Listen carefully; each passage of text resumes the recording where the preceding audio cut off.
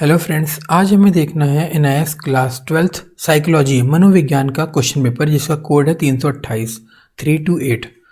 तो इस question paper में सबसे पहले लिखा हुआ आएगा कि this question paper consist of 35 questions. आपको यहाँ पर 35 क्वेश्चंस देखने को मिलेंगे जिसमें सेक्शन वाइज डिवाइड किया गया है, सेक्शन ए और सेक्शन बी। सेक्शन ए में 25 क्वेश्चन होंगे और सेक्शन बी में 5 क्वेश्चन होंगे। 5+5 इसलिए लिखा हुआ है कि इसके भी ऑप्शन होंगे, ऑप्शन 1 एंड ऑप्शन 2। ठीक है, कोई भी एक ऑप्शन आप कर सकते हो और 8 पेजेस होंगे। ठीक है, तो यहाँ पर आपका रोल नंबर आपको लिखना होगा और इस क्वेश्चन पेपर का जो कोड है वो ये है और सेट ए है। ठीक है, तो साइकोलॉजी मनोविज्ञान 328। उसके बाद day and date of examination यहाँ लिखना होगा आपको। सिग्नेचर ऑफ इन्विजिलेटर यहाँ पर होगा। जनरल इंस्ट्रक्शन में लिखा होगा कैंडिडेट को जो अपना रोल नंबर सबसे पहले लिखना होगा, जो कि अभी हमने ऊपर देखा। उसके बाद इन्होंने कहा कि आपकी कुछ क्वेश्चन पे एक बार वेरीफाई कर लो कि जो 35 क्वेश्चन और सेक्शन वाइज जो भी है और 8 पेजेस जो लिखा क्या है ना एक्चुअली में, अगर है तो ठीक है, नहीं तो इन्विजिलेटर से कांटेक्ट करें। उसके बाद थर्ड क्वेश्चन में ये लिखा है कि आप अगर कोई भी आइडेंटिफिकेशन मार्क या अपना रोल नंबर लिखते हो तो आप डिसक्वालीफाई हो जाओगे। ठीक है, अच्छा, उसके बाद फोर्थ में कह रहे हैं कि आपको आपका जो क्वेश्चन पेपर है उसका कोड जो है और सेट वो लिखना है आंसर बुक में। तो इससे हमें ये पता चलता है कि आंसर बुक में सिर्फ और सिर्फ क्वेश्चन पेपर का कोड और सेट लिखना होगा। फिफ्थ का ए पार्ट में कह रहे हैं कि आपका क्वेश्चन पेपर हिंदी और इंग्लिश में है। अगर आप चाहते हो अदर लैंग्वेजेस में तो आप दे सकते हो, अदर लैंग्वेजेस यहाँ पर लिखे हुए हैं।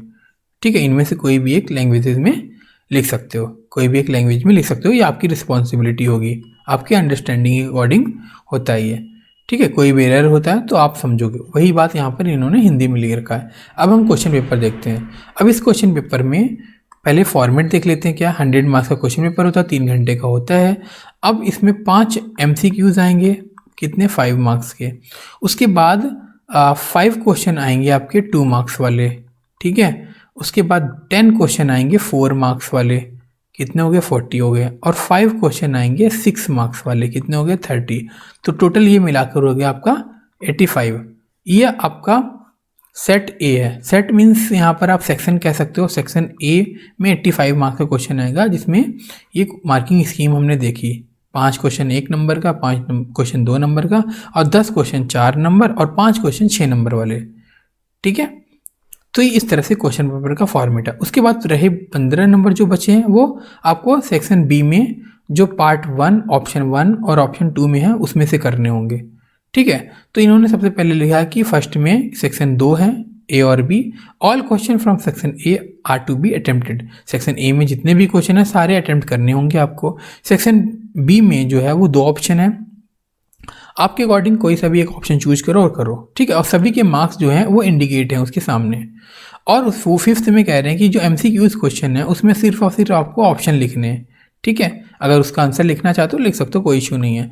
उसके बाद वही चीज़ यहाँ पर इन्होंने हिंदी में बता रखा है। अब हम देखते हैं आपका क्वेश्चन पेपर।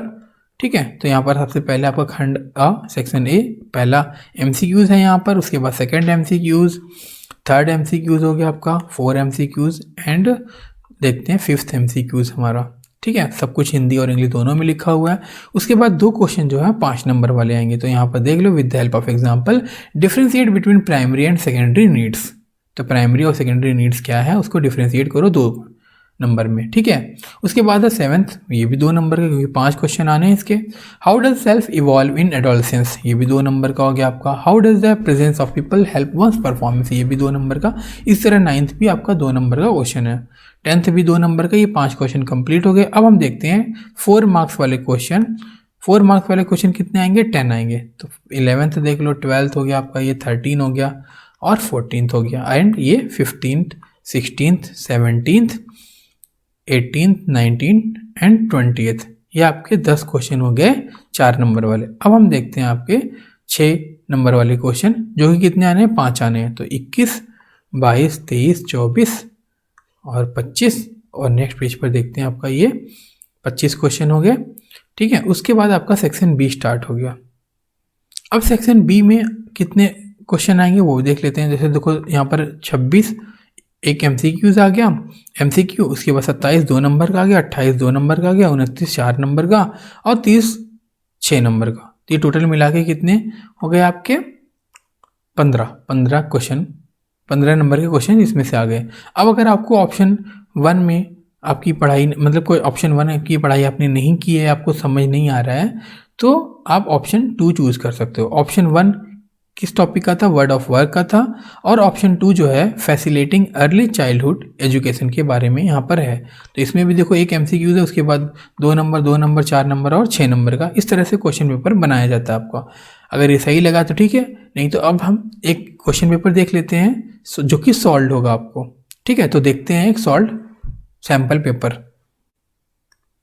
तो ये आपका सैम्पल पेपर है, आपको इस तरह से लिखने हैं क्वेश्चन। ठीक है, आप यहाँ से देख सकते हो। बाकी अगर इसकी PDF चाहिए तो आप डिस्क्रिप्शन में लिंक है, वहाँ से जाकर डाउनलोड कर सकते हैं। ठीक है, मैं थोड़ा जूम कर देता हूँ इसके लिए। देखो आपको इस तरह से लिखने हैं। मान लो से 9th क्वेश्चन आया, explain the main aspects of intelligence. तो फर्स्ट पार्ट 4 है ना, 4 पॉइंट्स हो गए 4 मार्क्स के। तो इस तरह से आपको लिखने हैं। ठीक है, 11th है draw structure of Maslow's hierarchy of needs and describe it briefly. तो इस तरह से आपको समझाने होते हैं। ठीक है, 11th क्वेश्चन में देख लो आप इस तरह से लिखोगे। अगर 4 मार्क्स है तो 4 पॉइंट्स एनफ है आपको, 6 मार्क्स है तो 6 पॉइंट्स एनफ है। ठीक है, तो इस तरह से आपको क्वेश्चंस करने हैं आपको। यहाँ पर 14th हो गया, 15th हो गया, 16, 17, 18 नहीं। अब यहाँ पर देखो 18 क्वेश्चन थोड़ा शॉर्ट में लिखा हुआ है, तो आपको इस तरह से नहीं लिखना है। ठीक है, आगे देखते हैं हम। आपका ये आगे 21st 22nd, तो इस तरह से आपको लिखना है। ठीक है, तो मिलते हैं फिर नेक्स्ट क्वेश्चन पेपर में।